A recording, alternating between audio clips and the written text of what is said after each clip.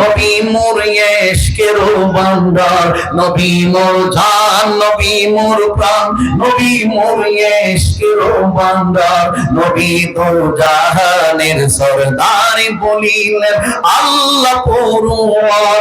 নবী মোর জান, নবী মোর প্রাণ, নবী মোর ইশকের ভান্ডার, নবী মোর জান, নবী মোর প্রাণ, নবী মোর ইশকের ভান্ডার, নবী দো জাহানের সরদার বলিলেন আল্লাহ পরওয়ার। নবী দো জাহানের সরদার বলিলেন, নবী হলেন মোদের ঈমান আশিক গণ হরে আগুয়া। নবী হলেন মোদের ঈমান আশিক গণ হরে আগুয়া।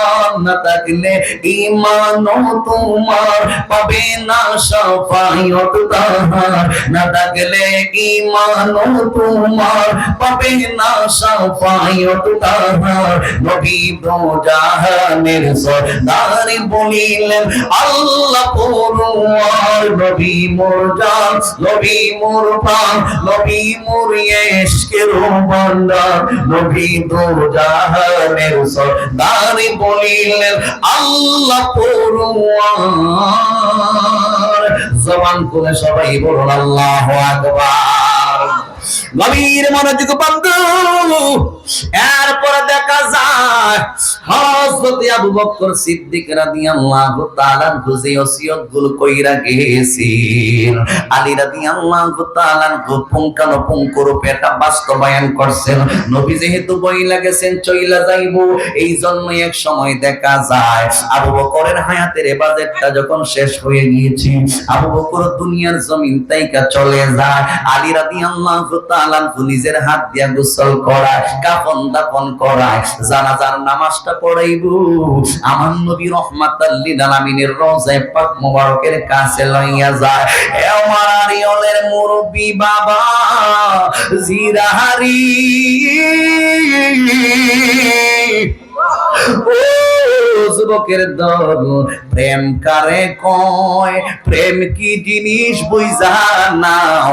মনসুর হাল্লাস রাহমাতুল্লাহ আলাইহির দিকে তাকাও, ওনার প্রেমের দিকে তাকাও।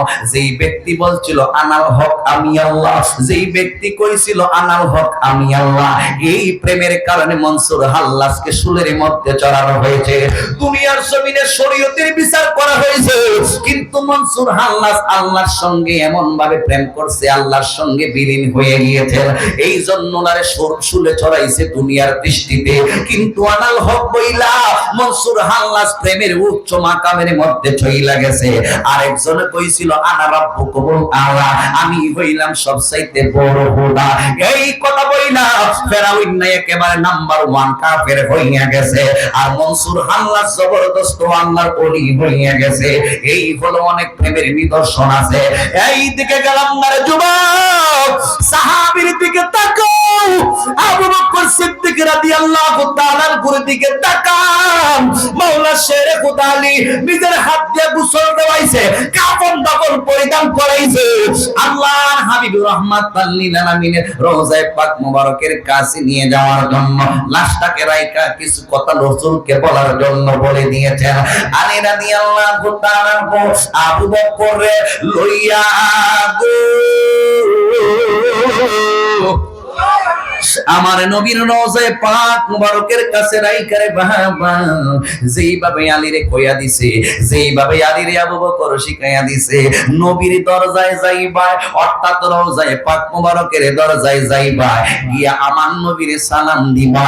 যদি ভিতর থেকে জবাব আসে তাহলে ওই জায়গার মধ্যে রাসূলের কথা অনুযায়ী দাফন করবা, আর যদি জবাব না আসে, নবীর কাছ থেকে যদি জবাব না আসে, জান্নাতুল বাকির মধ্যে আমি সাহাবী আবু বকরের লাশটারে দাফন করবা।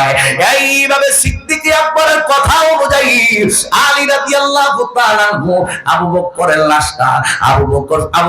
লাশটা আমার নবীর রওজায়ে পাক মুবারকের কাছে রাইখা আলী একটা দৌড় মাইরা আমার নবীর রওজায়ে পাক মুবারকের দরজার সামনে গেছে রে বাবা, গিয়ে সালাম দেয়, আসসালাতু ওয়াসসালামু আলাইকা সাইয়্যিদি ইয়া রাসূল রাসূলুল্লাহ আসসালাতু ওয়াসসালামু আলাইকা সাইয়্যিদি ইয়া হাবিবাল্লাহ ইয়া রাসূলুল্লাহ নবী গো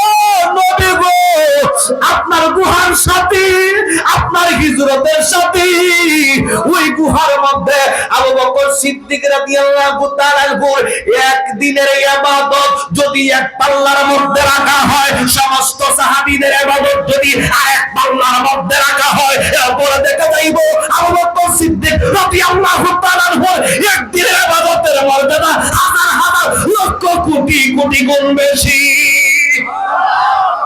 এমন প্রেম করছি আমার